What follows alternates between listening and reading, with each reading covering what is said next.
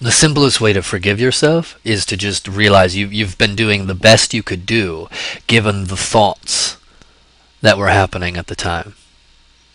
Just the best you could do. Here comes a thought, do this, you do it. Here comes this thought, you do it. In some ways it's just autopilot. You can look back in the photo album of your life, which can't actually be found anywhere in the room. You're never going to find your life if you look for it. I talk with many people who are like, I don't get it. When you say everything's over, look. Look, like if I said, look for your keys. Look for yesterday right now. Literally, look for it.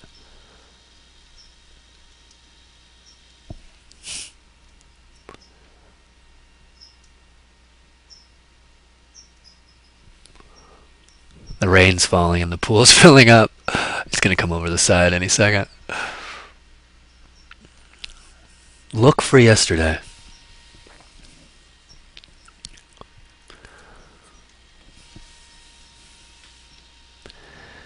So you were doing your best at every moment. So forgiveness is simply, oh my gosh, I've been doing my best.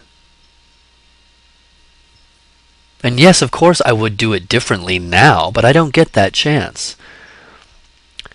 In some ways, so much of overcoming suffering is realizing that we live in a universe where there's no time machine. And that the haunted house is literally a photo album of images collected from an endless series of yesterdays that cannot be found anywhere.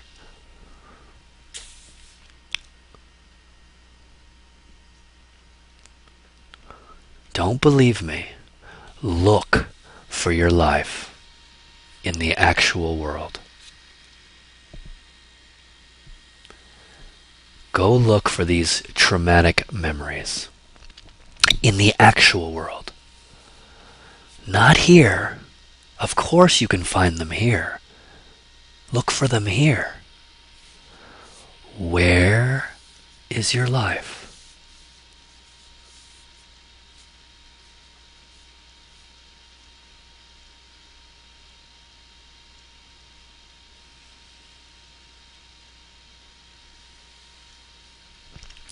Don't tell a story, if you can help it, don't tell a story about having somehow fucked it up.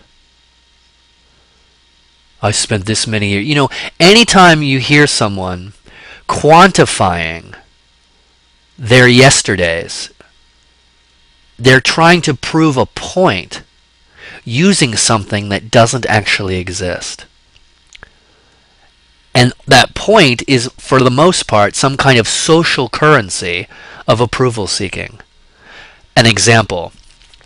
I've been meditating for 30 years. Show me 30 years. I've been denying myself since I was a child. It was 15 years I've just been living. Show me. I know it's harsh because we really want the haunted house to at least be true, because then it will justify why we feel miserable. But the haunted house isn't true. There's no yesterday anywhere in the room right now. You cannot find it. So before you do anything, see the world you're in. Oh shit.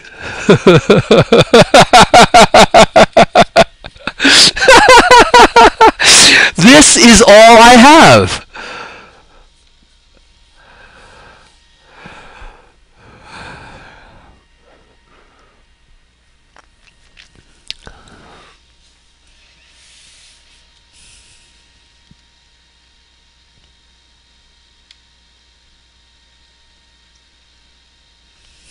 I made a deal I wouldn't do the eye trance thing because I think it's ridiculous.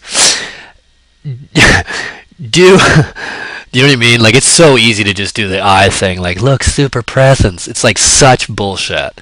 Any fucking tard can zombie out. That's not what we want. That's not what's helpful.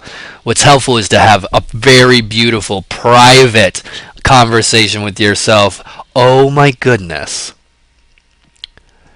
This is it. This is it. This is where my life is happening. Here. I see the images in the haunted house. I see the photo album. I see the Kodak moments. However, if I were to actually look for them, like 30 years of meditation, can I actually find it here?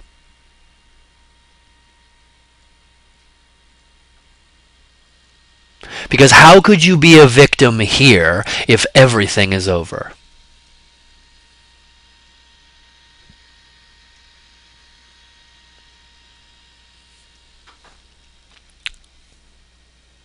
How can you be a victim here?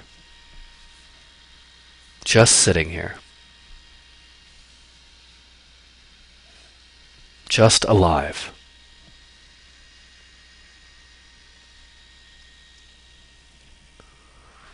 Everyone on earth is doing their best. Even the kids who want to be Osho.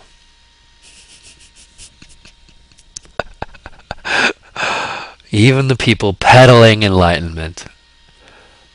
Which, if you look for it right here, like 30 years and the story of being a victim, you won't find it.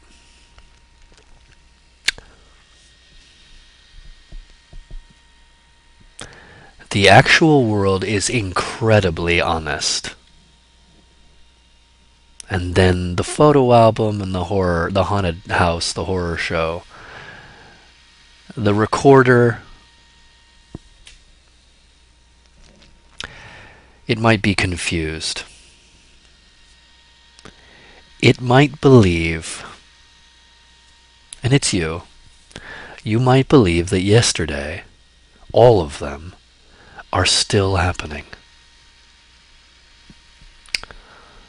But if you look for it, you're just here like everything else. Equal. Whole.